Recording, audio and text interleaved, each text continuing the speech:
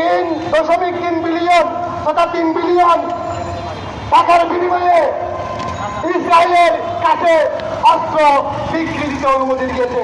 পরবর্তী দেখা যায় এই প্রস্তাবে তারা রাজি হয়।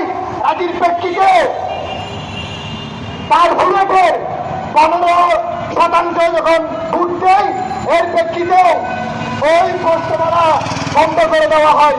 তাহলে বুঝা গেল যে ডোনাল্ড ট্রাম্প আজকে যে তার কথাবার্তা মুসলমানের পক্ষে হলেও তার সেই নির্বাচন পরবর্তী, কিন্তু দুঃখের বিষয় যে তিনি তার সিনেটের কথাবার্তার মাধ্যমে এই অস্ত্র বিক্রির অনুমতি দিয়ে আমরা তার তীব্র নিন্দা জানিয়ে ইসলামী ছাত্ররা চট্টগ্রাম উত্তর জেলা শাখার পক্ষ থেকে সকলকে এই প্রতিবাদের দেশে সামিল হওয়ার জন্য অনুযায়ী আমার বক্তব্য বলে